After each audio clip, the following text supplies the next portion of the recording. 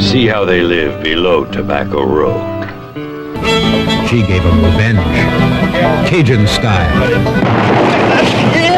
They live and die below Tobacco Road.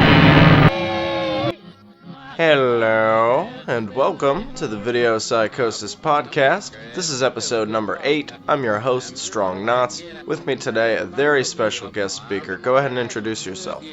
My name is Henry Krinkle. And Henry, you have a lot of experience with the films we're going to be talking about today. You're very knowledgeable about them, so why don't you go ahead and fill our audience in on what we're going to be discussing? Okay, well, what I'm talking about today is hixploitation, which is actually, along with the spaghetti western and the giallo, is one of my 3 favorite genres of exploitation film. Just for those who don't know, of course, hixploitation is a combination of the word hick and exploitation. And what it is it's a particular breed of exploitation films. And the way I define it is that it must be set in Dixie, which I define as the Confederacy plus the border states. And I actually also include Arizona and New Mexico. There's actually several films that do fit in this category that are set in Arizona and New Mexico. And of course the Confederacy claimed both states as territory. Both states were claimed. And also you look at the history of both states. If you look at especially Arizona, the people who have lived there for several generations are typically from Texas originally. They can trace their lineage back to Texas. So you have that, a lot of that same culture ended up being transplanted, which is why I ended up counting both those states.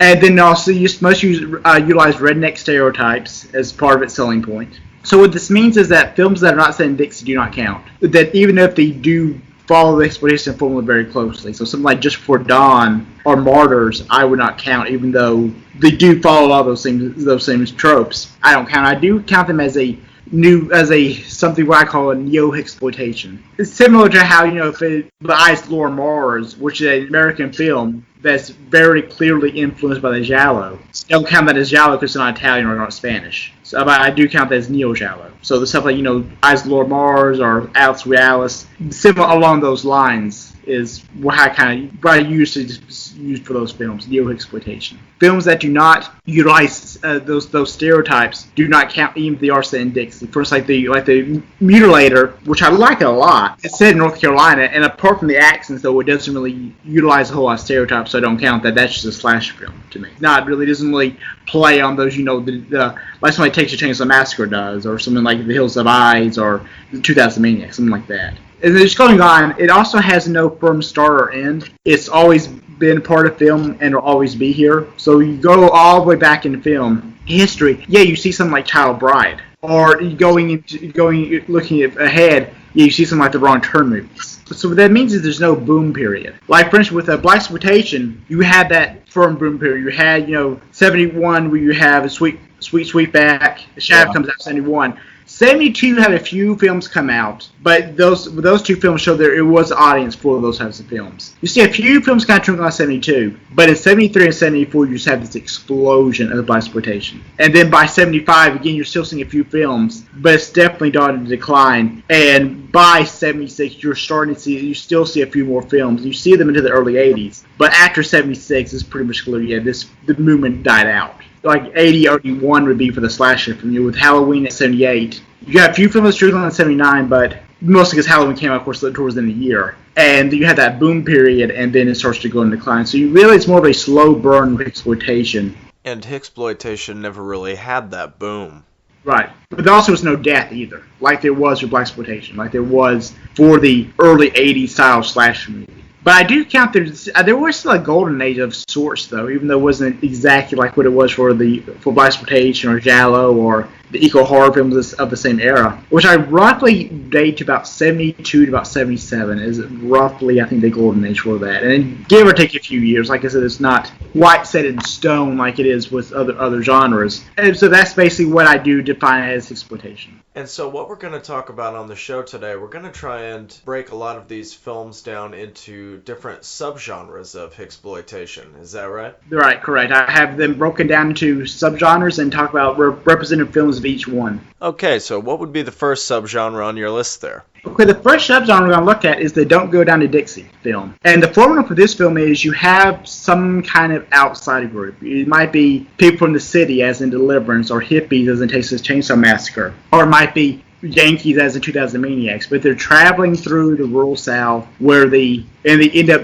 sometimes they're just assholes, sometimes they just make a mistake, but they end up running afoul of your locals and are killed by them, basically. So it was like one of the first films, and I probably the two most famous exploitation movies are probably Deliverance and Texas Chainsaw Massacre. As we discussed earlier, Texas Chainsaw Massacre and 2000 Maniacs have been discussed so much, I'm actually going to skip both of them, discussing them because everyone's seen them. But probably the first film, and really one of the representatives of the genre to me, is Deliverance. Right, the John Borman film. And it wasn't the first one to do this, but it did serve as the major template of the genre and help popularize it. And one thing I like about Deliverance a lot is that it critiques the weekend warrior mindset of the middle class suburbanite, which at the time just really emerging. Something like, the Dead Kennedy song, Winnebago Warrior. These people, they're coming from the suburbs, you have this really idealized view of we're going to rough it in the woods, and they have no idea what they're doing. All the characters in Deliverance, only one, Burt Reynolds' character, has any idea what he's doing.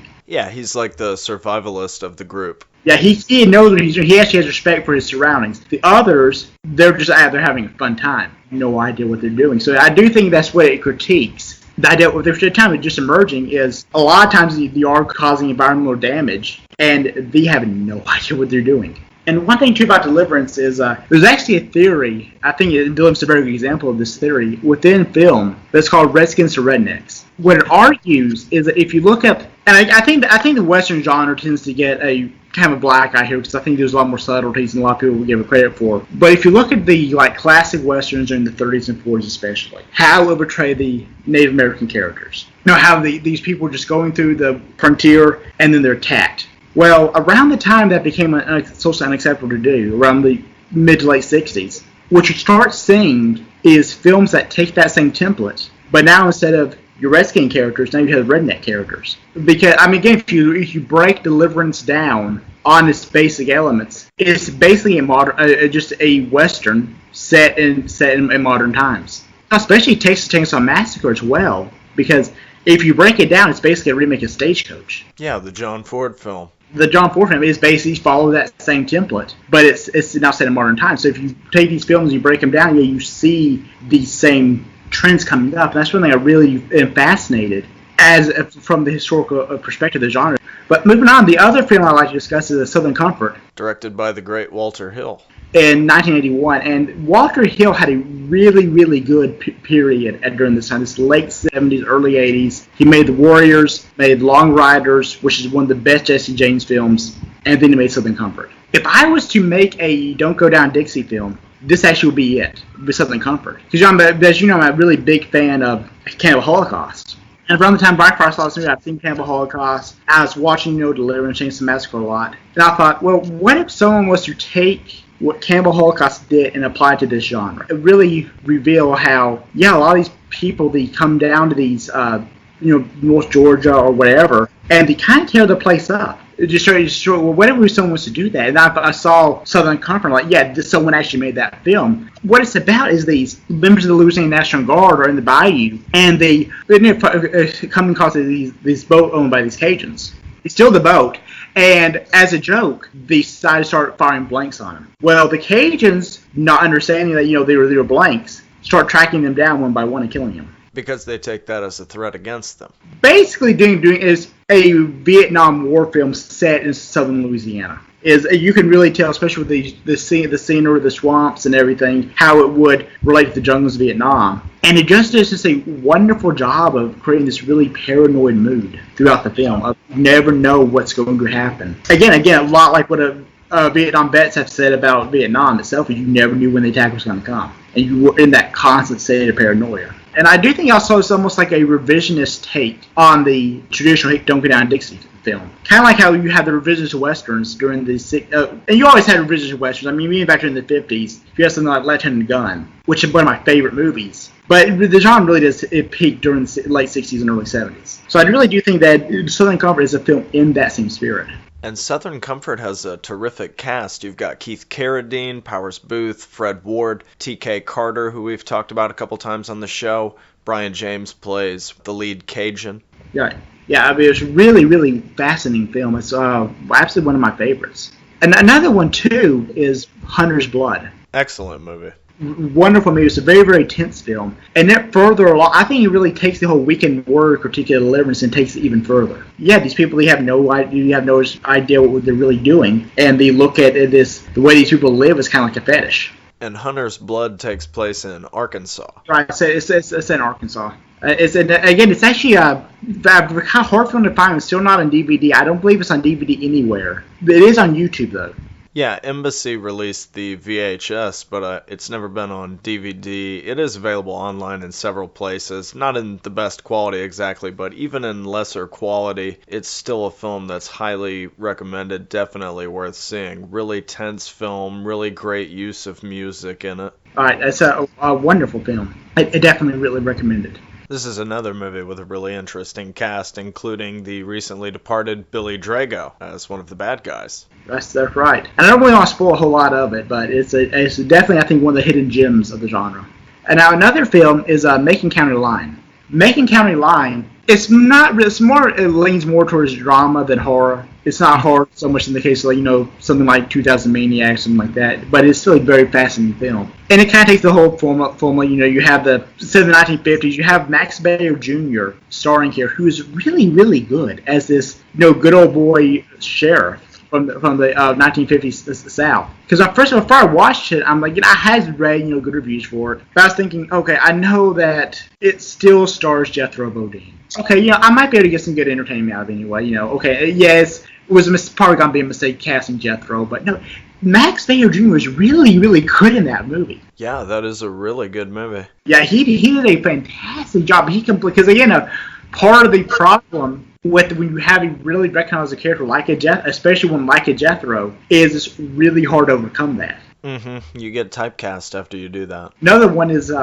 Jim Varney. Toy Story's different because you don't see he's the voice of Slinky Dog. But in the case of if anything else that's not Ernest, you can actually see his face. Yeah, it's really hard not to imagine Ernest. Yeah, and he was kind of typecast in movies like Snowboard Academy or The Beverly Hillbillies. But then, even when you watch a movie like The Expert with Jeff Speakman, where he plays the gun salesman, you still can't help but see Ernest there a little bit. Max Baer Jr. actually completely overcomes that. And it's more of a slow burn film, so it has from excellent character development, which definitely helps overcome the whole, we cast Jethro in this movie. Yeah, there are a lot of really interesting things about Macon County Line. There's not really even any violence until about halfway into the film. And it's also got this really shocking ending that still has a lot of power almost 40 years later or so. Absolutely. And Macon County Line is one here that takes place in Georgia. Yeah, Macon County is in Georgia, and there's Macon County, Alabama too, but it's Macon County, Georgia, which is nowhere near Macon, the city of Macon. Georgia has that weird thing to where it will have a city and a county with the same name, and they'll be nowhere near each other. Yeah. I know no other state that does that, but Georgia does that. Another good thing about Macon County Line, you've got the actor Jeffrey Lewis in there. He's pretty underrated. He was in The Todd Killings, Dillinger, Thunderbolt and Lightfoot, Michael Ritchie's Smile. Oh, absolutely. Macon County Line is another one that comes in very respected, very, very good film. If I was to show a film class on how you overcome having an actor that's been typecast, that's the film I would show. That's one film I would show to show a film class. Yeah, you actually can't overcome an actor that's been severely typecast.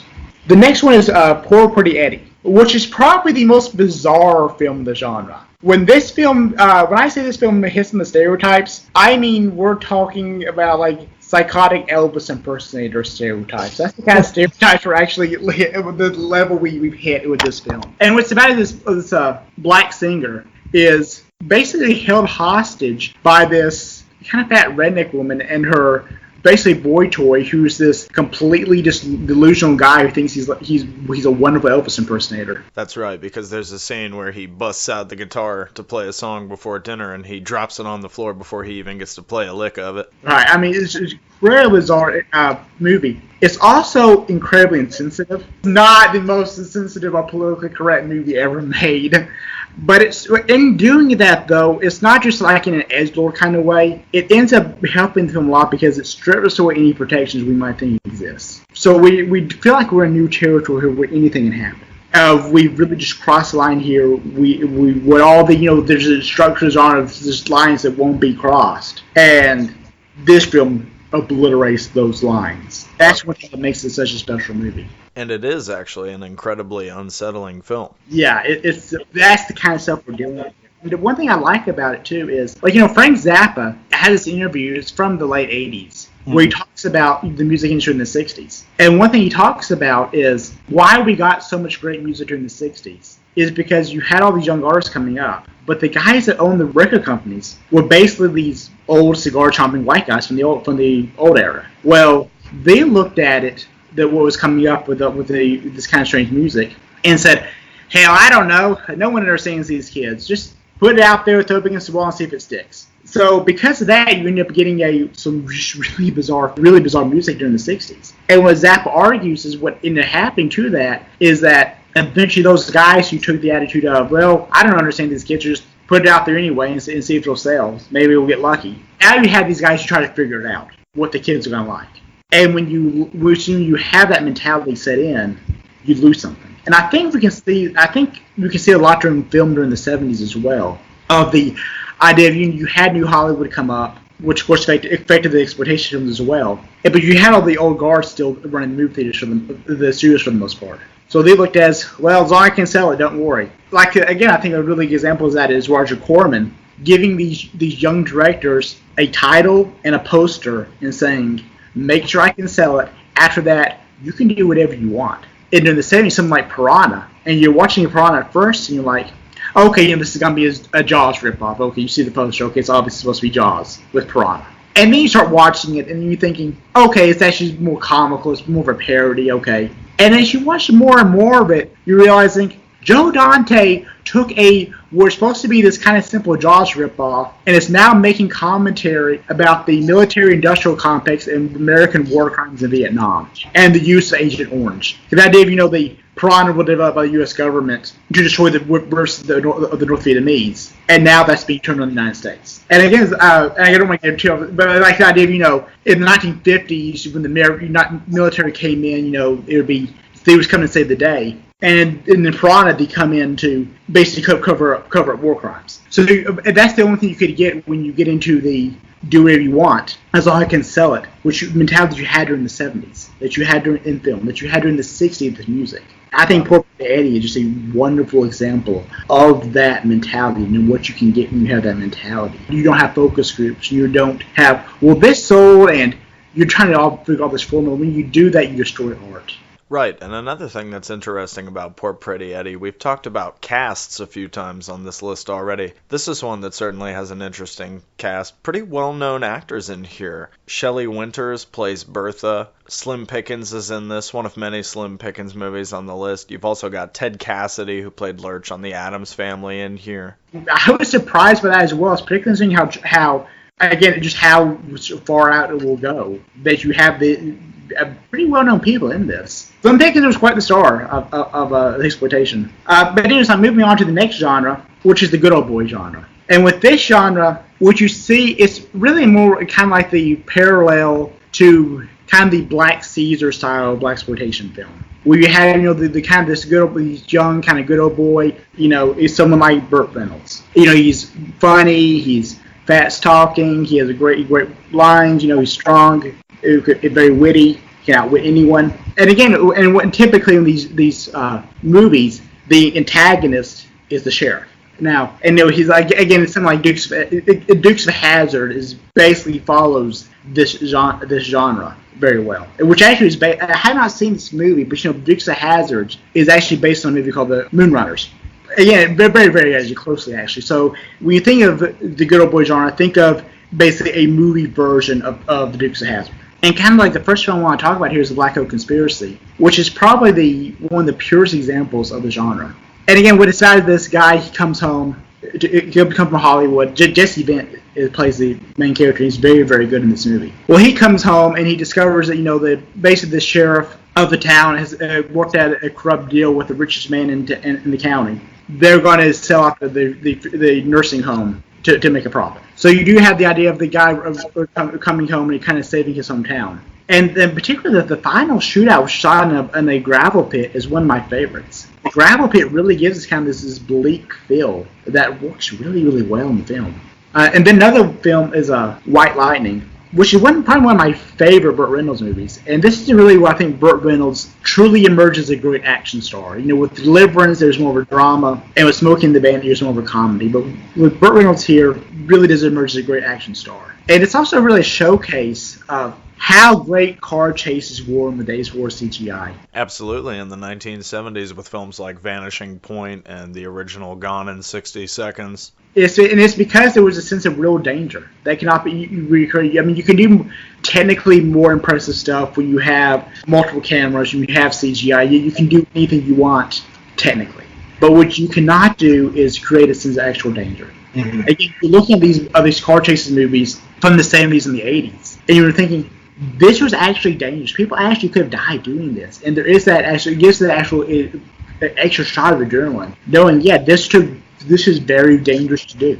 Again, that's part of the reason why Terminator 2 gets mentioned as one of the last great car chases, because it's right after that CGI took over. Burt Reynolds' character's brother is killed by the sheriff of their county, and Burt Reynolds goes back to basically get revenge. With exploitation, you do have a lot of the genre as a whole. You get a lot of really good car chases, and again, part of that's because the South has a very very strong car culture. Hence, where NASCAR started.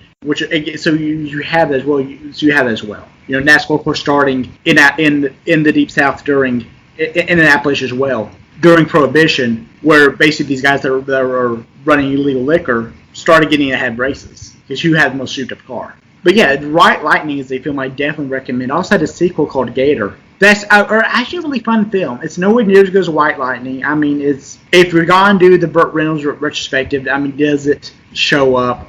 Maybe if you need another film or two to show. But it's a pretty fun film, actually. I actually do like Gator. And Burt Reynolds is pretty prominent in a lot of these movies. Oh yeah, Burt Reynolds is the greatest male star of the genre, far and away actually. Because again, he is that ultra cool guy, and he plays it so well. That's his character. That's what he does best. Is pretty much something which we'll discuss later, Smokey and the Bandit. And then another film I want to talk about is Small Town Texas, which came out in '76. It's along with again, it's like Bicycle Conspiracy in that it has the going home theme common in a lot of these films. That the guy comes back to his house after being away, sometimes in Vietnam, sometimes in California, sometimes in Detroit, someplace like that. He comes home to find something's gone wrong with his town. And I think there's also a undercurrent in this narrative of Vietnam veterans coming home to find out how drastic their community changed. Because again, the United States went through some very, very drastic change during the 60s, and if you were in Vietnam during it, you got hit very, very quickly. Again, I think one of my favorite examples I use to show how quickly the culture changed in the 60s. Do you know what the highest grossing film of the year was in 1965? The Sound of Music. You know what it was in 1967, 2 years later? The Graduate. Yeah, that's a big leap. Yeah, actually, basically in 2 years, we went from The Sound of Music to The Graduate. There's actually a really good book by Mark Harris called Picture of the Revolution, and looking at through the 5 Best Picture nominations of that year, which were In the Heat of the Night, Guess Who's Coming to Dinner, Dr. Dolittle, believe it or not, The Graduate, and Bonnie and Clyde. Yeah. Of those 5 films that were the least popular to get nominated for Best Picture, only one of them could have been made earlier. And Dr. Dolittle, even at the time, had a reputation that basically Disney had bought that award, had bought that nomination. Huge flop, and the idea that Disney had a very, very heavy marketing campaign towards the Academy voters, and there was the idea that they basically bought that. But getting back on topic though, so what that meant is, a lot of these guys came home. They found their communities had been drastically changed. Because again, I mean, just imagine being in the United States and going from Sound of Music to The Graduate in 2 years. You at least were there on a day-to-day level. Well, not a whole lot changed day-to-day, but if you were in Vietnam during the time, and you say, I think especially something like Rolling Thunder, where you came back to a very different society. And a lot of them didn't like it. So I think that there is an undercurrent there within the going home theme that's common in the good old boy genre. Yeah, well, what happened when I was in Vietnam? And that is I do like to look at film, looking at the social political aspects of it, especially with exploitation film, because you could basically get away with a lot more.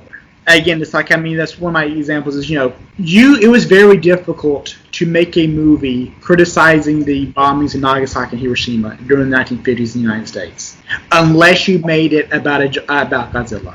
So that's one thing I do like about these films is how they using transgressive ideas and sneak them in. It's ideas that Hollywood would not touch and snuck them in. So why does A Small Town in Texas make your list? It's a really, really interesting film, really. It's beautifully shot.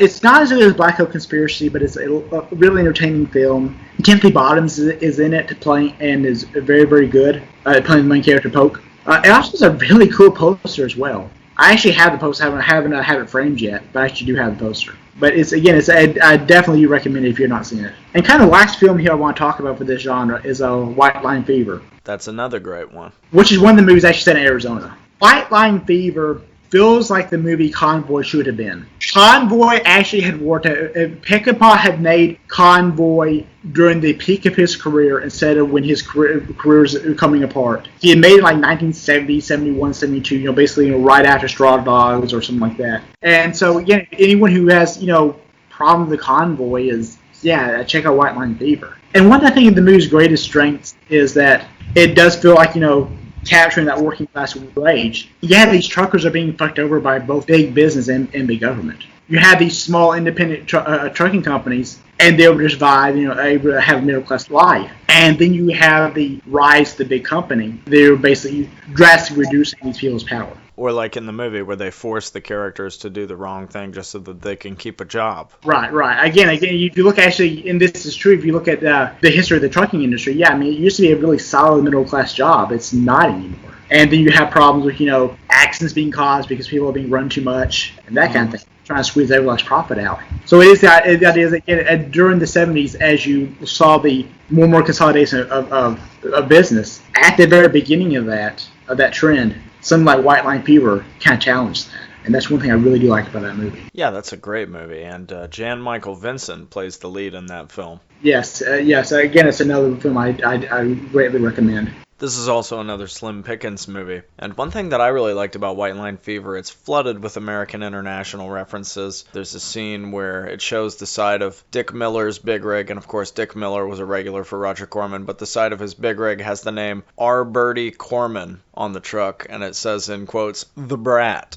Oh yes, it's a wonderful movie. It is on DVD finally. It took a while, but it is on DVD finally, and it's well worth getting. There's also another part later in the movie, I think it's Buck's secretary, who says, "You have a meeting with Joe Dante at 5?" Yes, it's a really funny film. I mean, it does the references, actually does them well. It doesn't feel obnoxious, because you see that a lot now, especially ever since the rise of Tarantino. People putting in a reference there just so they can be, oh man, I put a reference in there, all right, cool. We like the same movie, so why don't you like my movie as well? So I'm moving on to the fourth genre I want to talk about. And that is what I've actually titled this the Christ Haunted South, after Flannery O'Connor's quote. But it's also known as Christploitation. And what it basically is these Christian scare films and movies about different aspects of religion in the South. And kind of the first one I want to talk about is Marjoe. From 1972. Yeah, from the 70s. Now, for those of you who don't know, Marjoe Goitner, when he was 4 years old, was actually ordained as a Pentecostal minister. And had a pretty big following in the 50s.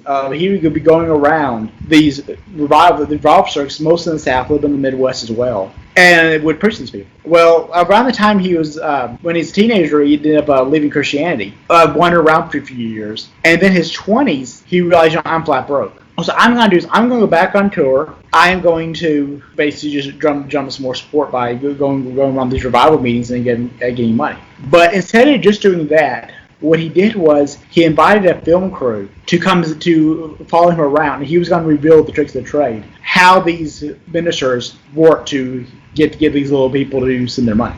That's one thing he talks about is, especially if you have to have a wide audience to do that. And so you can do something like, I know God's telling me that there's a little lady in there, she has just $10 left and she's keeping a coffee pot. And I just know that little lady has the faith to send me that $10. I know God will just bless her in ways she can't even imagine. Well, if you have a big enough audience, there's a really good chance you're going to have potentially 1,000 little old ladies. Maybe not 1,000, but you might have a couple hundred little old ladies that have $10 left. And if you can get them just to send it to you, boom, right there, you made money. That's one thing I found really interesting about Marjoe. The movie does have a lot of sympathy for him. It doesn't seem to have any bias against him, and yet at the same time, it does make him look a little bit like a huckster. But that's not the intent of the filmmakers per se, because they even have a clip where Marjoe himself talks about how he struggled with the idea of being a minister for the last couple years and been conflicted on that. And at one point in the film, they interview his girlfriend, and she says, yeah, sometimes he just feels like two different people. Yeah, I mean, that's one thing. Well, that's a lot of that is Marjoe himself is really entertaining. I mean, it's easy to see why he's so successful, why he was so good at what he did. And I'm really surprised he didn't end up having more of a prevalent acting career. I mean, I really like him a lot.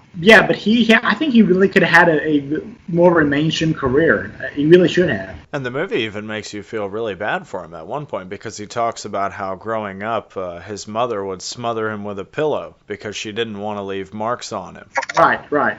And one thing I like about it as well is that it knows its limits in that a lot of this is really particular to Pentecostalism. Because again, when he was a kid going around these revival circles when he was 4, there was a lot. It was very controversial that he was doing this back in the 50s. There was actually several states in response to him, and I don't think any state actually ended up doing this, but several states tried to pass a law that would mandate that a minister must be at least 18 years old. And understandably so. You don't exactly want to get married by a 4-year-old. Yeah, and he was performing marriages. People actually getting married by him. And again, so the movie doesn't understand its limitations of, yeah, this is something that's really, really particular brand of Pentecostalism. I mean, most religions, most denominations do not allow a 4-year-old to be ordained. And a lot of denominations, you have to be, you're in seminary for 4 years, so or seminary for longer than that. So, but no, it's definitely another really entertaining movie. It actually I don't want to say it was banned per se, because by that point the local government's power to ban anything was non-existent. But it did not play in most areas of the rural South because it was considered too much of a hot potato. And another film I do want to talk about is If Footmen Tire You, What Will Horses Do? Directed by the unique Ron Ormond. Yes, and Ron Ormond, for those of you who do not know the greatness of Ron Ormond, he was a really trashy exploitation director in the 60s. In fact, probably his best movie outside of these religious films is called The Monster and the Stripper. So, yeah, you can imagine what we're dealing with here. But he ended up having a plane crash and almost died. And after that, he ended up converted to fundamentalist Protestantism, and became an associate of a pastor from Mississippi named Esther Krinkle, who again preaches, very hard line version of Protestantism. And If Footmen Tire You, what it's about is how everything that's going on in the culture in the early 70s, the rock and roll culture, the drug culture, that kind of thing. These are all for fundamentalist Protestants. They're tiring them out. And so what the horses are called the communists. And the idea of the film is that the United States has been weakened by the counterculture to the point where now the communists can come over and take over easily. So again, it does depict a communist take of the United States, and it has probably one of my favorite scenes. You have this guy who's supposed to be the Russian commissar, but he really thickest Mississippi accent I can ever imagine. But he's still trying to do like a Russian accent, and it doesn't really come across well. And then he chops off the kid's head because he won't be a communist. Yeah, and then there's a scene where a group of kids are rounded up and machine gunned for refusing to convert to communism or because they believe in Christianity.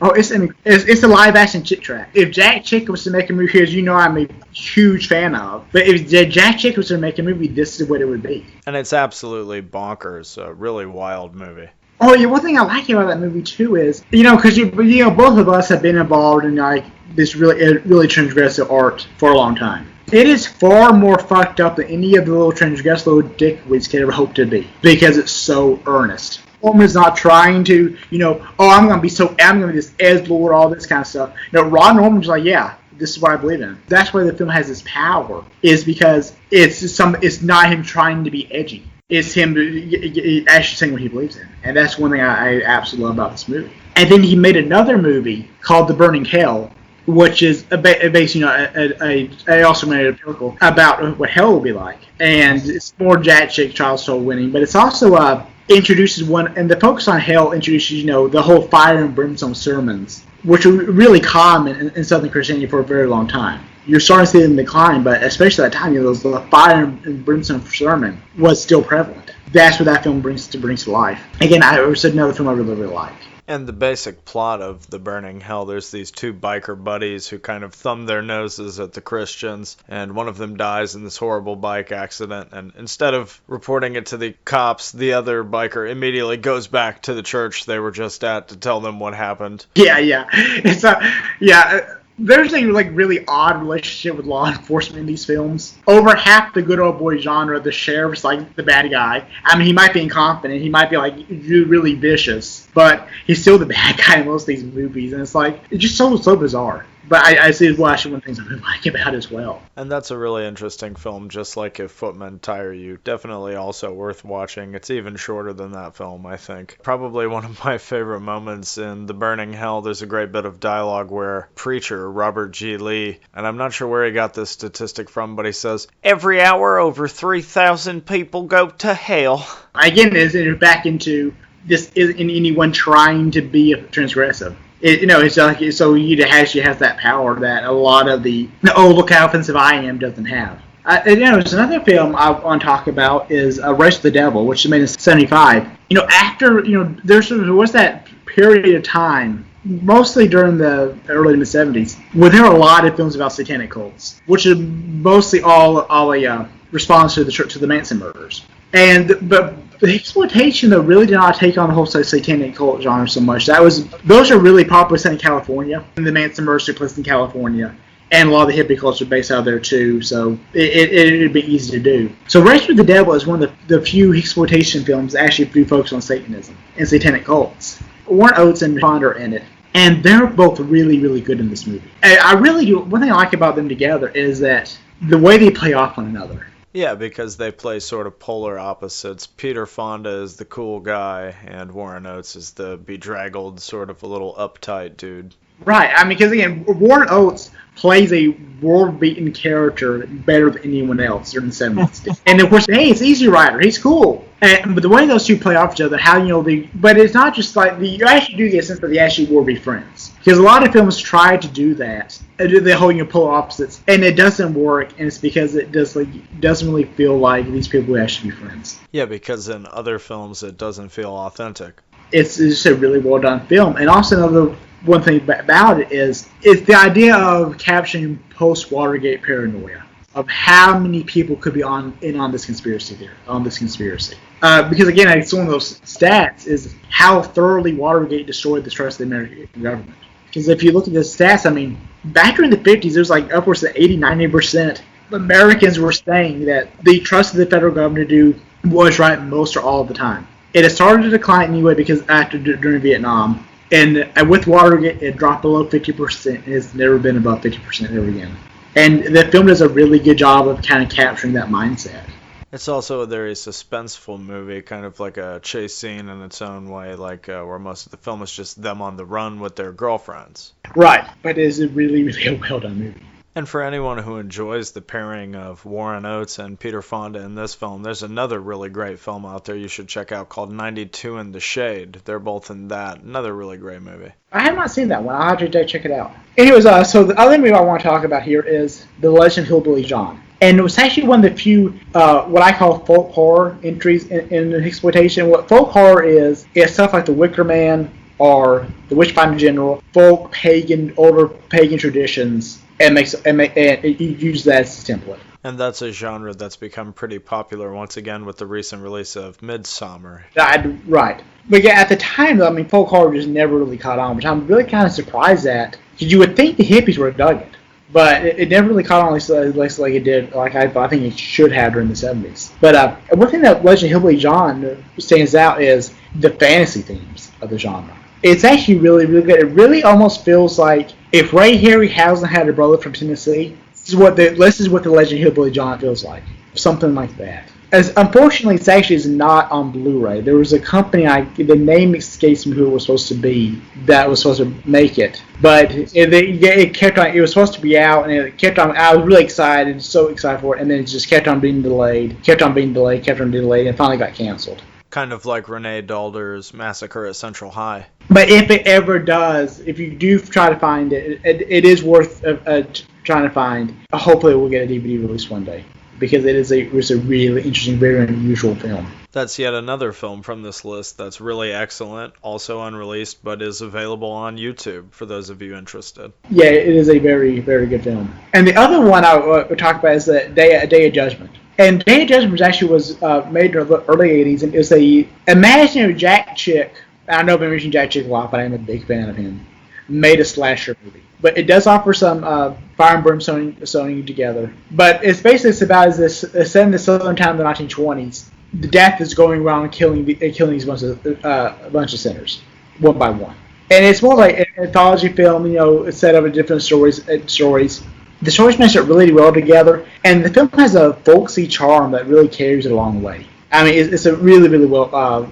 Again, I'm probably one of the few people that do like it, but it's a fun film. It's a very folksy film. And again made during the golden age of the genre, but it definitely worth checking out if you can find it. So the fifth genre I want to talk about is race relations, which surprisingly wasn't done as much as you would think it would be done. Because a lot of, it was blaxploitation. Very few of these films are actually set in the South, which you think would be more of something they would have done, but for the most part it was set in the big cities in either the West or the North.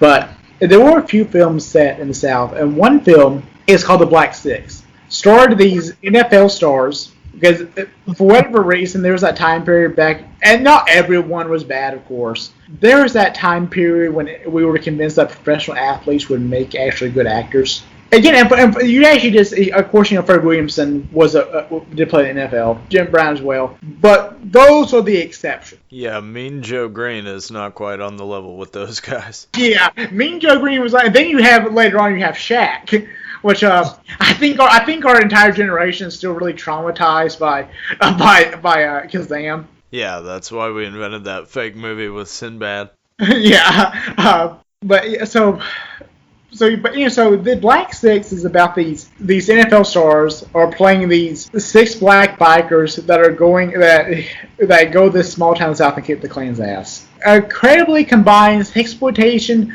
blaxploitation, and bikersploitation into one film. And it's extraordinarily stupid, but it's a lot of fun. I had a lot of fun watching that movie. The actors are horrible. Mean Joe Green cannot act to save his life.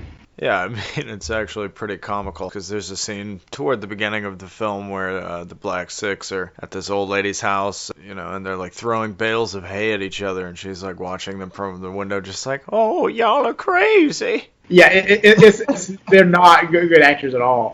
It's part of that era where people were actually trying that ridiculous stunt casting like that. Yeah, I knew. Yeah, for every Fred Williamson you got 10 Mean Joe Greens. There is a charm to that.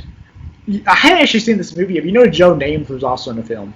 But that's something that was done really, and I do think those Shaq movies killed this trend for good. Something that was actually done during the 70s and 80s up until the 90s, and I actually kind of do miss it, honestly. Yeah, you say that now, but just wait for Space Jam 2 with LeBron James. Oh boy! Moving on, another film is Bucktown, which is the only film during the blaxploitation glory days that stars Fred Williamson and Pam Grier together.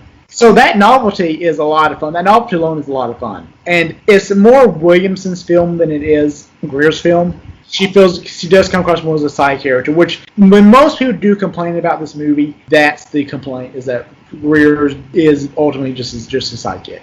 And Fred Williamson takes over the movie. I still really like it, and I do, because it's probably one of my 5 favorite blaxploitation films, honestly. But it's definitely one I really do recommend. And and then Bucktown, Fred Williamson goes back to his town in the Deep South where his brother owned a bar called the Club Alabama, and he's trying to take over the club, he's trying to get the club back on his feet and everything like that. But again, it is a film I do recommend quite a bit. And then moving on, the other film is Mandingo.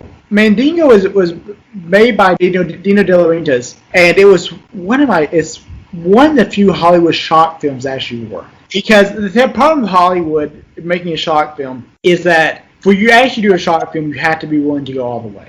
You have to be willing to do something like Cannibal Holocaust for it to actually work. The problem with Hollywood, though, is even back in the 70s when Hollywood was probably when you had this director-driven industry to the point where, yeah, something like, and this would end up killing it, but Michael Cimino could make something like Heaven's Gate. After only having one hit, that's the best you got. Which, by the way, Heaven's Gate's a wonderful film. Do not listen to any of the naysayers about it. Yeah, there are a lot of great things about Heaven's Gate. I really like the photography by Vilmos Zsigmond. Yeah, it's a wonderful. I do want to let it out there.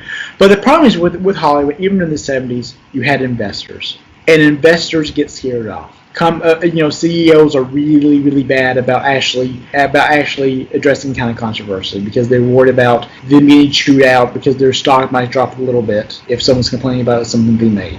So what they end up doing is end up half-assing and chickening out, and they don't go through with it. And that's why Hollywood is difficult for Hollywood to make a shot film, is because you end up having the sizzle without the steak. But not in Mandingo. Mandingo is the film that is willing to go, is Hollywood committing itself to making an exploitation film and actually going all the way. One thing that's cool about it as well, of course, it tries to play as a parody of Gone with the Wind. Particularly the film's poster, which plays on that. Which I was really, really glad it got restored when it got released to Blu-ray. But it actually does have the grandiose feel of old Hollywood. And that's where I think that a lot of the movie's power comes from. It almost feels like an old Hollywood film. But it's willing to go all the way, and that's one reason I really, really do like Mandingo a lot. And there is a sequel to Mandingo called Drum, which has Warren Oates in it. And another film too is The Brotherhood of Death, which is one of the late period blaxploitation movie. It is my favorite bad blaxploitation film ever. And one thing the Brotherhood of Death has in common with the Black Six is the cast is comprised entirely of football players, the Washington Redskins. Oh yes, it does, and it amps up the Black Six. I mean, Black Six is Citizen Kane compared to Brotherhood of Death.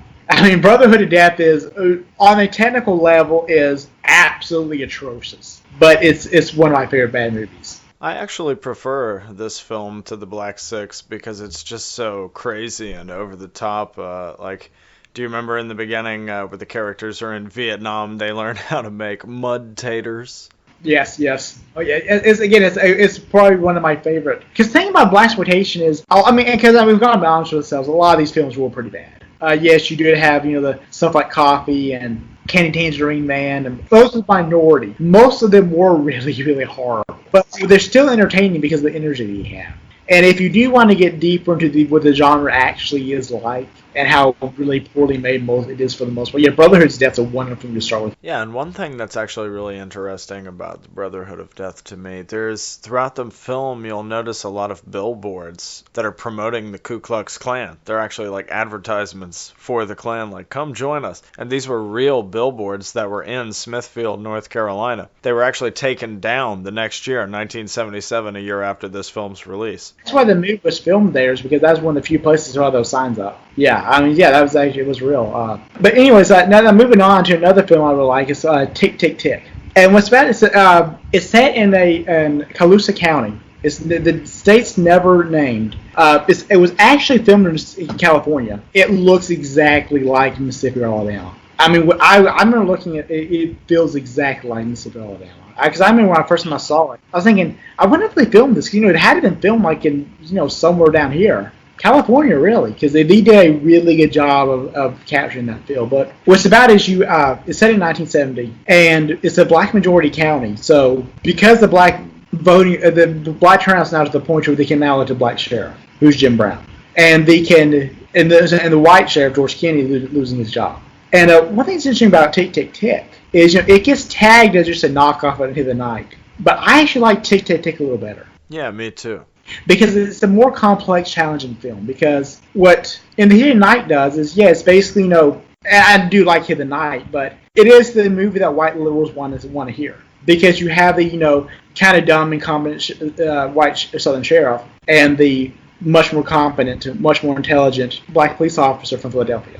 But with Tick, Tick, Tick, what's interesting is it kind of gets into forces the audience to examine its own tribalism. Because both sheriffs are actually really good sheriffs. You do get into, we all are tribalistic. I mean, I think I think one thing too is, and not again is spoilerly, but it gets into how ultimately hatred of one group outweighs love of another. Because in the movie, there's a rich white kid from another county that's drunk driving and kills a white girl, so he's gonna go to jail. They're waiting trial. Then there's a black character who actually early in the movie tried to apply for a job and got denied. Is arrested for raping a black girl. So both their crimes are on people of their same race, but because the distrust for the other one is so high, a lot of the white people in town are not necessarily on the kid's side so much, but some people are like, whatever, that little shit, that sheriff's not gonna, arrest one of our own, even though he killed a white girl. And a lot of the black people in the county are like, yeah, why are you arresting one of us? Even though he raped a black girl. So it's kind of like the idea of, how we're going to stick together even if someone hurts one of our side. And it's one of our people on our side. Again, it's a really, really well-made movie. One of my friends actually says, it's probably the most accurate movie made about race relations in the South. It is a really great movie. And the actor that actually plays the rapist that you were talking about, that's Bernie Casey. Right.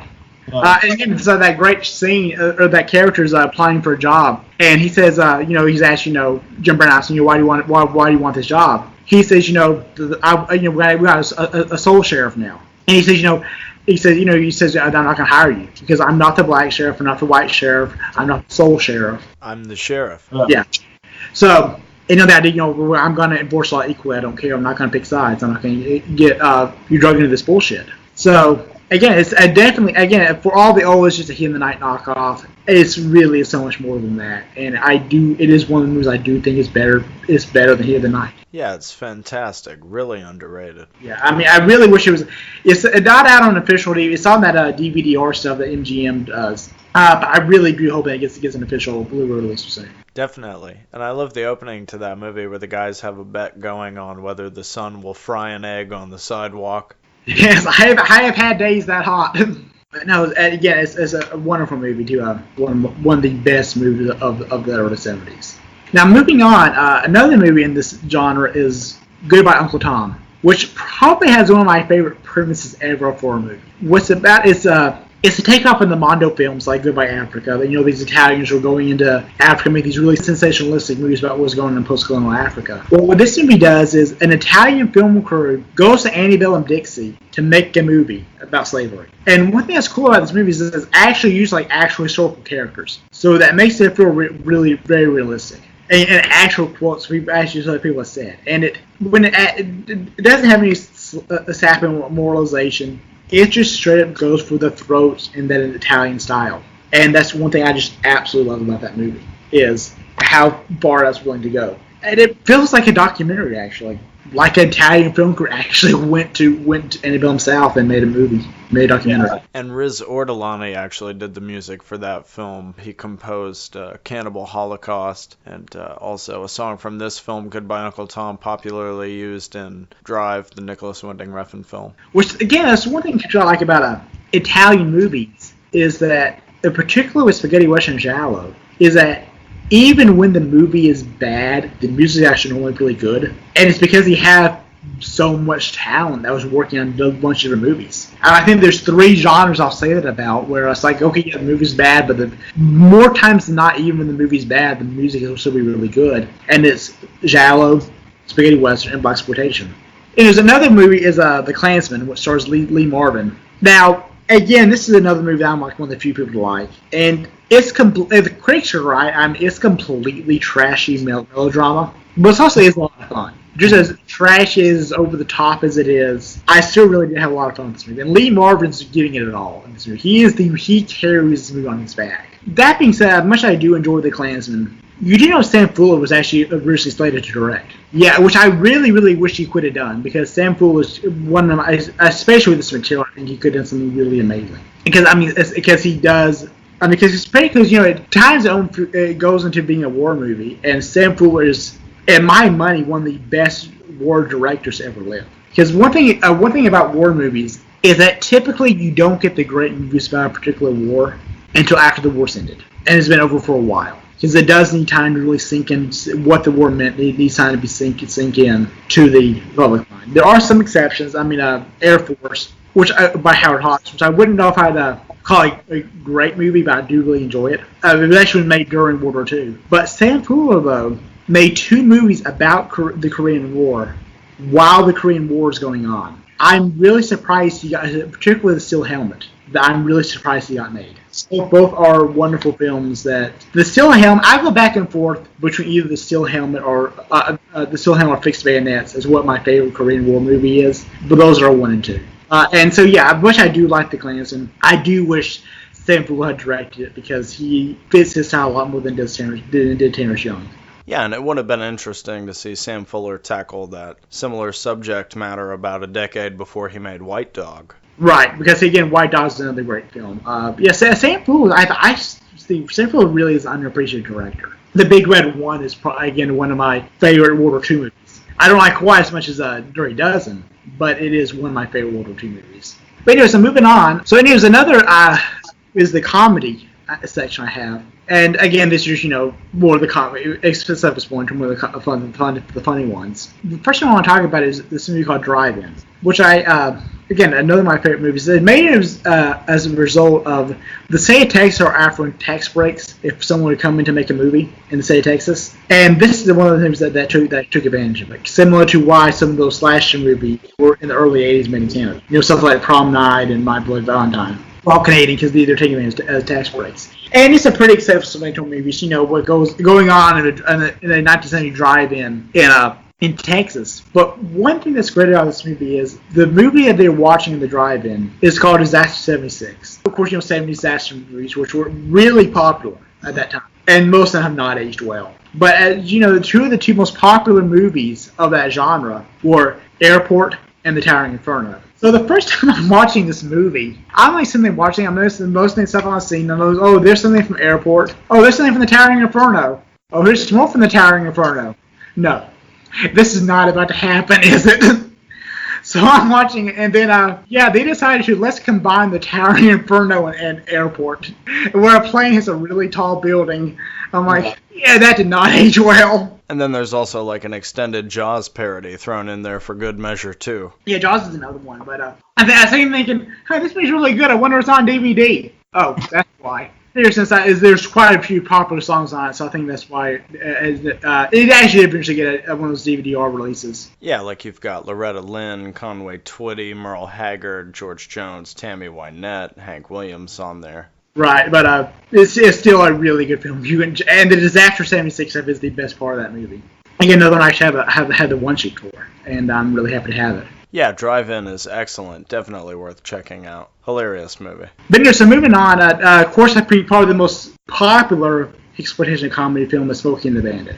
And Burt Reynolds is wonderful in this movie. I really do think that might be his single best performance. When you talk about Boogie Nights and all that kind of stuff, his single best performance probably is For My Money, Smokey and the Bandit.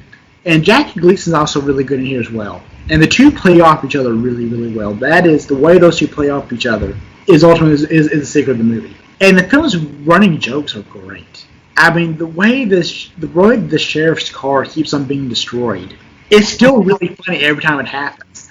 And again, it's because Jackie Gleason just giving his all and is great in this movie. So another movie everyone's seen, but I do want to mention it. But another one though is one you actually turned me on to. I really wanted to thank you again. Is The Last Night at the Alamo. The late great Eagle Pennell. And within The Last Night at the Alamo and you can tell this was a major influence on Richard Linklater. Major influence. I mean, it's easy to tell from the very first scene. But what it's about is I said this bar in Houston called the Alamo, and all these patrons are sitting around, and this is the last night that the Alamo's going to be open because it'll be closed and be torn down and turned to a high-rise apartment. So what I like about this movie is it takes a premise we've seen a lot.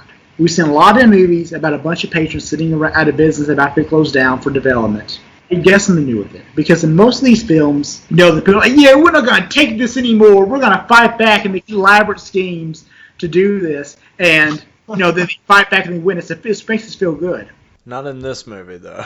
It finally comes after, because I kept watching it, and it only comes up until there's about 20 minutes left in the movie. And if this one character named Cowboy comes up with this half-assed harebrained scheme to fight back the Alamo, and everyone's in the bar is like, no, that's stupid. We'll just all go to jail and they're still going to tear down the Alamo.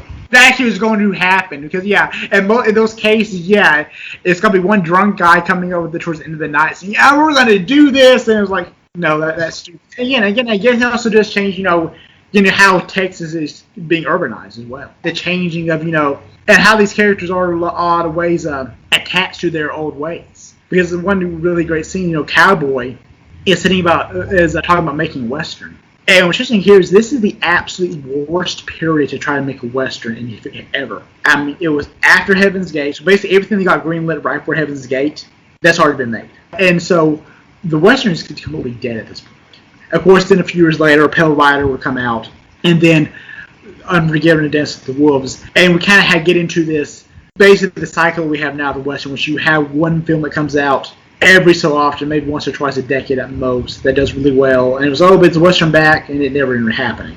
But this is the point to where even that what we have now with the Western, where something comes out every few years, we're not even sure that's going to happen. That's going to revive anymore because of how badly Heaven's Gate fell. And he's still talking about making a Western like it's still the 1950s. And then that kind of last comedy film I want to talk about is called W.W. and the Dixie Dancekings, which is another Burt Reynolds film. Again, he is the king. It actually was made by John Avildsen, who is probably best known for Rocky and the Karate Kid. But this is really, really good because, he, along with Dixie Dancekings, he made a movie called Joe. Yeah, 1970 with Peter Boyle. Which, Dixie Dancekings, because he was a very, very talented director. He needs to be known for more than just Rocky and the Karate Kid. And the Dixie Dancekings, it kind of gets in the people's robber angle of the idea, these robbers, they're robbing banks and everything, but hey, but they're on our side, they're robbing banks. Because one thing I find interesting is back during the 30s, back during the Great Depression, back then when you went to go see a movie, you usually go see a movie. You had cartoons, you had the movie itself, typically two.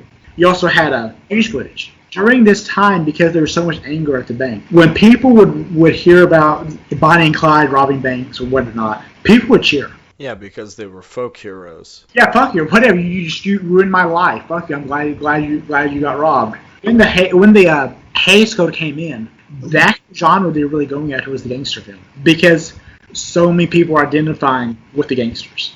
All those rules about how you had to show crime doesn't pay and that kind of thing. Because if you look at something like Made Pretty Code, like The Public Enemy with James Cagney, you had that little disclaimer: we want to show you, the public, that crime doesn't pay. And this spends the rest of the movie showing how awesome this looks. Yeah, and Howard Hawks' version of Scarface has one of those too at the beginning. Yeah, but then if you look at that, and they had to put that in there because the Hays Code actually went in the early 30s, and this didn't get enforced until 34. But if you look at, after 35, then you are seeing them actually restricting that, and you actually see, that these guys are actually horrible people. But yeah, W.W. and the Dixie Dancing is kind of a revival of that theme, of the people's robber, and that's something I really like.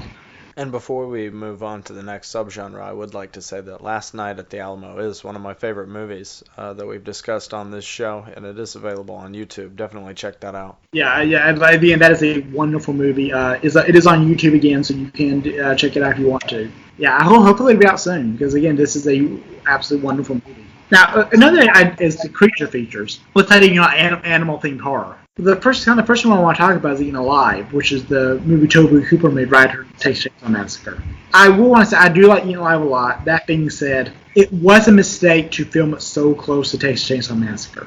Because although it's a different film than Texas Chainsaw Massacre in a lot of ways, it's similar enough to where, if you compare it to Texas Chainsaw Massacre, it's going to fall flat. It's not Texas Chainsaw Massacre. Even though he does making a very similar film, he does go about doing it in a different way. Because one thing about Texas Chainsaw Massacre is it's a very, very simple film.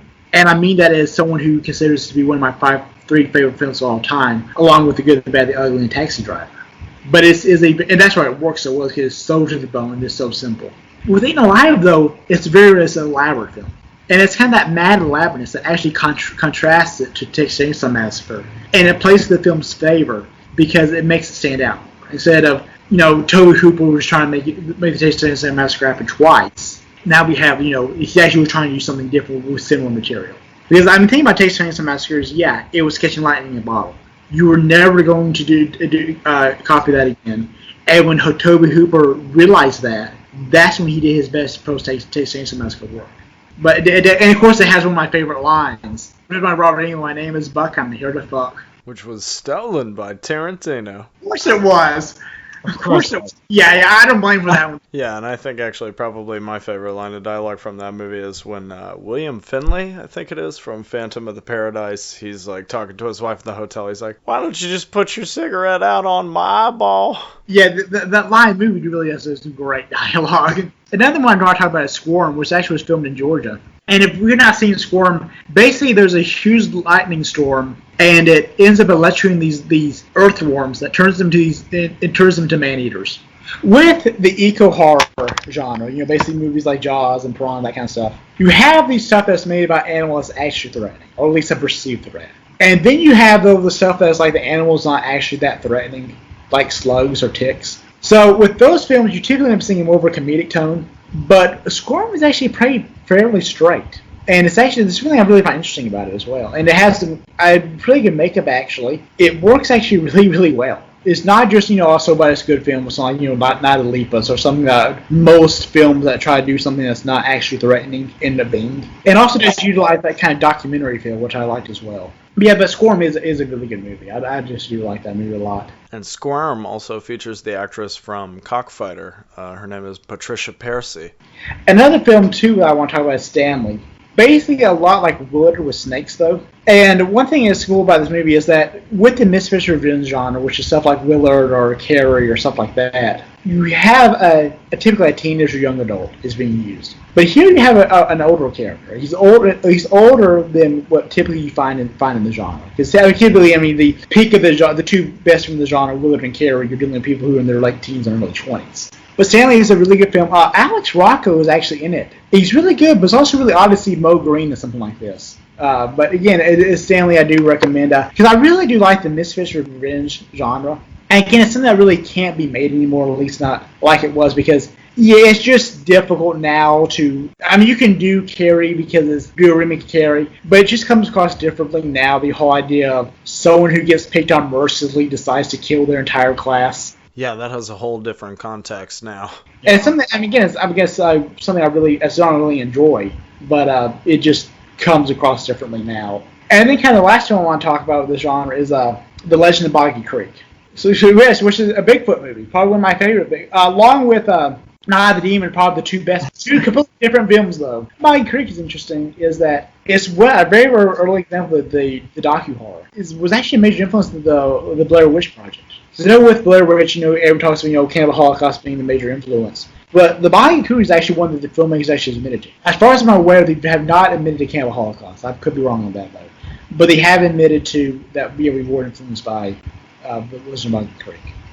It's a really great example of the less is more principle. Charles Reed Pierce, who is one of my favorite directors, he overcomes it, he barely shows the creature, and it works really well given the subject matter, because, with Bigfoot, you're dealing with something that is completely based on, grainy footage, and just grainy photos and kind of stuff. So it works really well when given the subject matter, to barely show the creature. And then there's the sexploitation genre, and if I'm to be honest here, and these are movies I do like, but with sexploitation has been a genre I tend to dislike a lot of films with. But these are films I do like quite a bit. One is Gator Bait. Claudia Jennings in it, and it's probably the most beautiful woman in these movies. And it's a fun film. There are better entries in the genre, but it's a lot of fun, and Claudia Jennings is really, really beautiful. Another film also stars Claudia Jennings is Truck Stop Woman. And it was directed by Marco Lester, who really never lived his career, but with Truck Stop Woman, it's about these women trying to run this trucking company. And it's it's pretty well done. Code Red released it a few years ago, so definitely check it out if you can. And then also moving on to the Great Texas Dynamite Chase, which again stars Claudia Jennings, so take that as you will. One of my favorite heist scenes of all time. I don't really give a whole lot away, but it was a really, really well done, very, very cool heist scene. And there's also was a Nashville Girl. Country music is a pretty common theme in these movies, and particularly the idea of the poor person becoming a major star in country. And it's a really good example of that. It actually came out a little bit before 4 Years Before Coal Miner's Daughter, which I thought was so it interesting. But one thing that's interesting about these films, rise from nothing to become a star, is it's even into Elvis. A lot of ways, Elvis was for a lot of poor white Southerners, was a lot like what Kennedy was for Irish Catholics. It was Frank Sinatra as well for Italian Catholics. because it was the example of we're being accepted. If they love Elvis, they will accept us. Again, it was one thing my dad was growing up. One thing they did every Christmas is they would go to the movie theaters because that's when Elvis would release his movie. That's when the Elvis movies would come out. They would go see it because there was kind of that camaraderie of, yeah, he was this poor boy from Tupelo, Mississippi that has become one of the biggest artists on the planet. And for a lot of people, that was really inspirational. But yeah, Nashville Girl is another really, really good film that I do highly recommend. Next thing is other horror, which is basically stuff I couldn't really fit into another genre. The first one is The Town That Dreaded Sundown, which is based on a true story, the Texarkana Phantom, which happened back in 1946, right after World War II in Texarkana. There, these couples started being killed at Lover's Lane by someone wearing a bag mask. This bag mask actually was in Friday the 13th Part 2 was later used for Jason's first mask. Jason is dressed to look like the killer from The Town That Dreaded Sundown. Yes, that is where they got the bag mask from. Friday the 13th Part 2 is actually my favorite of the series. And one thing I liked about this movie as well is, when you talk about the real life cases that influence the slasher genre, I really do consider the Texarkana Phantom to be really inspirational. Because I know everyone has always Ed Gein and all that kind of stuff. Not really, because the Texarkana Phantom, you have a masked guy killing people who either were or are about to have premarital sex. How much more of a real life slasher movie can you get? And in the after she caught the guy, which is what the movie plays on quite a bit. And the film has a documentary feel, and it has kind of this aloof tone, and it makes you feel like an actual documentary you're watching. It's not very violent per se, and because it has that documentary feel, it is an example of voiceover done well. Yeah, and then you've also got the great actor Ben Johnson in there. Yeah, Ben Johnson, he really is one of the most underappreciated actors of the era. Really is. And the comedy in that movie works really well really well. Like that scene where they put the cops in drag so that they can be decoys. Yeah, it actually works really, really well. But yeah, they never caught the guy. And there was a semi-remake, semi-sequel that came out a few years ago, which it was a fun film. But no one knows who this one. That does kind of play on the impact of the film's had on the history of town, because Texarkana still plays this movie during Halloween, which I actually do want to go to Texarkana one day and see this movie. Yeah, that would be cool. Yeah. Hey, road trip. And the other thing we want to talk about is The Dark Knight of the Scarecrow, which was a 1981 slasher, a made-for-TV slasher movie. You have this mentally retarded guy, and he has this friendship with this young girl, which the rest of the town doesn't like. Well, the girl ends up getting mauled by a dog, and Larry Drake plays the guy, and he does save her life. But the town blames him for attacking her. So his mother hides him, just as Scarecrow hides in the field. Well, the other guys find out who he is and kill him. Well, then they find out, he didn't actually do it. So then the guys that kill him wind up dying in these bizarre accident-like deaths, one by one.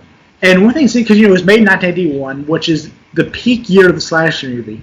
This is the year that The Prowler, which is probably Tom Savini's best work, The Burning, all these just extremely, especially for the mainstream, extremely gory, violent films are coming out. And this is one of the best of the year, and it was made for TV. And because it's so much more subdued, it's actually a very unsettling film as well. It influenced a lot by the Twilight Zone. And it really shows. It takes the lessons of the Twilight Zone on how to make good made-for-TV horror, and does a masterful job of it. And Larry Drake again plays the guy, Bubba, and he's really, really good in it. With Larry Drake, I think probably at least within horror circles, he's most famous for playing Dr. Giggles, and he's the reason Dr. Giggles was even watchable. Leonard Maltin praised him for that performance in his review in Dr. Giggles. He's like, we wasted Larry Drake here because Larry Drake's really good. And so when he has good material to work with, he's even better. Definitely worth seeing.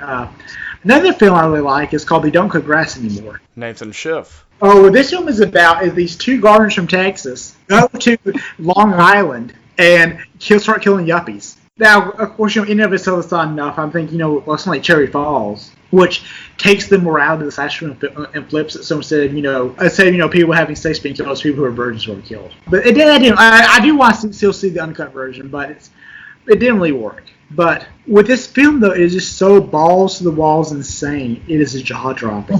Nathan Schiff made it, and he was a really, really cool Long Island-based filmmaker during the late 70s and 80s. Weeds of Rip My Flesh is another movie he made. Long Island Cannibal Massacre is another one that I really, really like.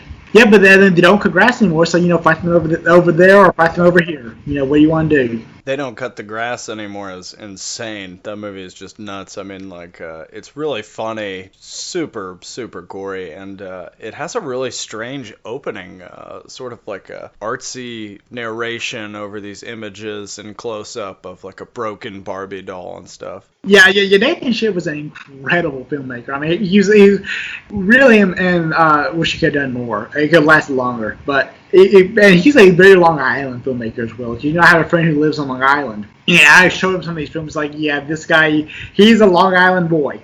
One thing that really cracked me up about this movie was the stolen music in it. I mean, I don't know.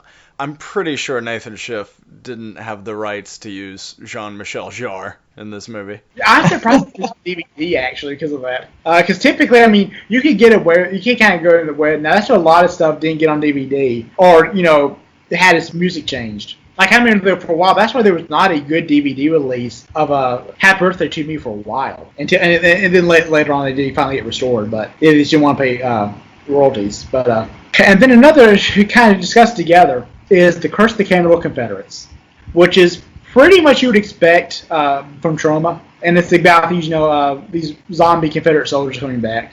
And it's not the best Trauma film, not by a long shot, but it's one of the best representations of what Trauma is. But Cannibal Confederates is actually a remake of a movie called Night of Horror. Actually uses ghosts into zombies. And it is so incredibly boring. Did you notice that the director, Tony Malinowski, used an alias for his story concept as Tony Stark? Yeah, but it's an incredibly boring film. It's almost surreal. At the bridge between exploitation film and art film is Night of Horror. And just like Race with the Devil, this is another RV movie. Yes, and the last one for this genre is Texas Chainsaw Massacre 2, which I'm a really big fan of. For me, Texas Chainsaw Massacre 2 is how you do a sequel for a classic film right.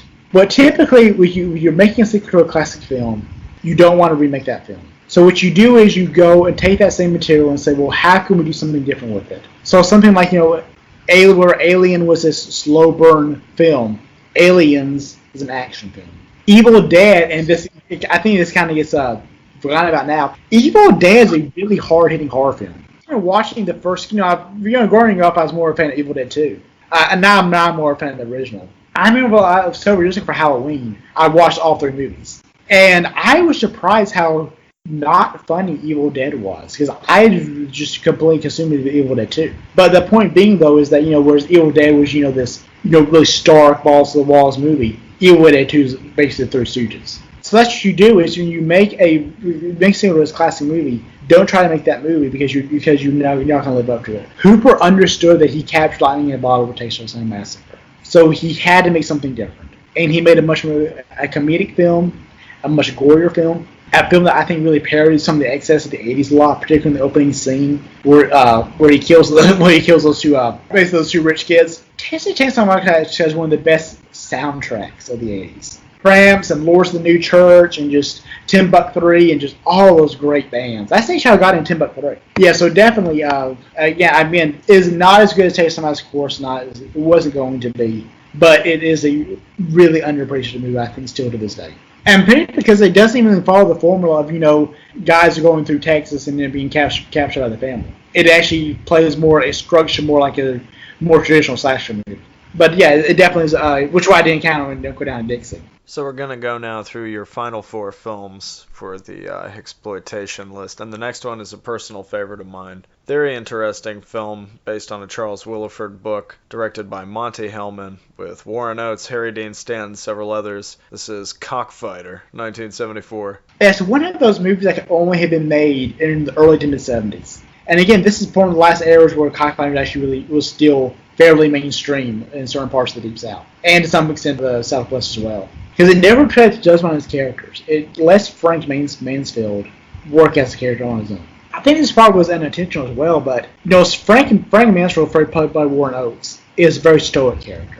What's interesting about that is that if you look at the history of the South, the upper class was utterly fascinated with Greco-Roman society, and particularly Stoicism. That's where you get the white columns and the mansions, because they wanted to be Rome. They wanted to be ancient Greece. And with that came a Stoicism that's common in society. And so Cockfighter, I don't think it was intended, it does capture that Stoicism that was common. And the idea of, of fate, that was very common as well. And I really do put Cockfighter in the same breath as Taxi Driver as one of the best character studies of the 70s. It's a wonderful movie. Again, it's hard to find still. It got released. It had one official release in the U.S., but that's back in 2000. It has been released on Blu-ray in South Korea, I believe. It definitely needs revival. It probably is Monty Hellman's best film. Yeah, and everybody seems to talk about Two Lane Blacktop a lot. That's a good film, but I would say that Cockfighter is definitely my favorite film of his. I like Two Lane Blacktop as well, but I do like Cockfighter better because it's such a challenging movie. Warren Oates is absolutely just wonderful in it. It's also, for the most part, a really faithful adaptation of the book that it's based on. I mean, there's a couple things that don't make it in, but it pretty much follows the same story to the letter. I definitely like to read that. And anyway, so moving on, the other film is Walking Tall, which is, again, another really famous movie. And it's one of the few exploitation films where the protagonist is the sheriff. I mean, typically you do see stuff like we talk about with the good old boy genre where the antagonist is the sheriff. But in this one, it's a protagonist, and again, it's based on the true story of Richard Pusser, who broke the crime syndicate in his town. But it is a really good movie as well, and it's a complete unironic celebration of old school masculinity. That's kind of one thing I actually like about it, is because how unafraid it is to be square at a time when something like that was just not being done often. And again, it was a huge hit at the time. There's actually a Buford Pusser Museum up in that area, which I have not been to. Buford Pusser Museum. And he was killed. I suspect the mob killed him. I mean, I'm almost sure of that. Yeah, actually is a Buford Pusser Museum. I should like to go to one day, but I have not been. And then moving on, last two films. One is in Boggy and the Outlaw, which stars Marjoe. And it is an example of what I call a neo-Western, which takes the Western aspects and moves them outside the confines of the Old West. It's so something that it takes all these Western aspects, but it sets them outside, the Old West. That's what I call Neo-Western. This is set in New Mexico during modern times, and it's really well done. Particularly the scenes in the desert are really well done. They have a peaceful feel, reminiscent of Westerns they're trying to emulate. Again, it's a real wonderful movie. And then the last movie I want to talk about is Handgun, which is in '84, and it's about this school teacher from Massachusetts moves down to Texas, and she gets in a relationship with this Texas go-go boy who does raping her. And it's one of the more unusual examples of the rape revenge film. It lacks the explicit violence that gets associated with the genre, something like Spitting Your Grave, but it does pack a pretty hard emotional wall. And what's interesting about the film is, with rape revenge, kind of the one thing that's common about it is, the rape revenge genre, which is considered to be so, it's one of the most just disrespectable exploitation genres. The biggest lightning rod, the one that Sisson Ebert hated the most, with Spitting Your Grave. Although interesting, Ebert did like Last House on the Left. One thing that's interesting about the genre is if you break it down by plot point, most Lifetime movies are basically rape revenge films. And Handgun almost feels like the missing link between the rape revenge films and the mainstream and Lifetime films. Almost as a part of both worlds, but not belonging to neither. And it's a really one of my favorite films. And nothing that's interesting about it too is it's a really ideological muddle film, because it's really hard to see what it's actually trying to say about gun culture. But it's still really well done. It's actually one of my favorite films, and I definitely do recommend it. On Siskel and Ebert, do you remember when they did an episode about slasher movies that was all negative about that, and they, for some reason, included When a Stranger Calls lumped in with all those other movies? Yeah, I do. There were some really... I think they were... At the time, my theory with Ebert is that it would just overload at that point. So... And he always got frustrated enough for overload and overreacted. Because, I mean, that's the thing is, too, and I don't think he's ever really come to grips with to what extent he was responsible for making those films popular. Because, one person actually asked him about Spitting Your Grave and told him, yeah, you're the reason anyone still cares about this movie. because you overreacted to it, and now and you make people want to go see it. And if you read his review of I Spit on Your Grave, he seems to be criticizing the audience that he saw it with more than the movie itself. When he reviews the audience, it's typically gonna fail. The only time I've seen him review the audience, and it actually was really interesting, is Night of the Living Dead. That's interesting because the original movie anyway. Because what happened with that one is he ended up capturing a cultural moment that he did not realize he was capturing. At the time, before 1968, horror was considered like kiddie stuff. So basically, if you were from 8 to 13, that was your audience for horror. So that's why because of that's why like when Black Sabbath came out, it was released in the United States. That's why all the lesbian references were removed from the film story. Because it was considered, these are movies for 8 to 13-year-olds. Night of the Living Dead came out. All these 8 to 13-year-old kids went to go see it thinking you're just another horror movie and having no idea what they're about to get hit with. So he was reviewing these kids getting freaked the fuck out of this movie. And the one thing too is interesting is on 68 was basically the last year where local censorship boards had any power, and he casually mentions I'm surprised that this did not get banned by the Chicago Board of Censors. But yeah, they definitely do check that review out. But he basically says someone asking you're the reason Spin Your Grave is even because about Spin Your Grave. He said, well, I never saw it win any awards or something like that. Oh. Yeah, you're the only reason. This thing would have disappeared had you not overreacted to it. Because it didn't actually become controversial in 1980. Because when it was released in 78 as Day of the Woman, and came and went really quickly. Yeah. And then in 80, he happened to catch a showing of it, freaked out, and made it popular. Well, you can't go wrong with that title change. Yeah, but I do love that movie. But anyways, so that's all I have. Alright, well that's a pretty comprehensive look at hixploitation and the many factions thereof.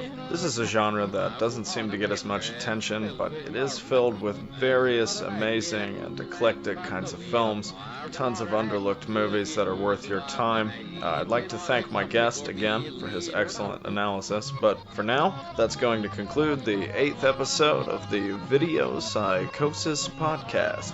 I'm Strong Knots. I'm Henry Krinkle. And this is the end.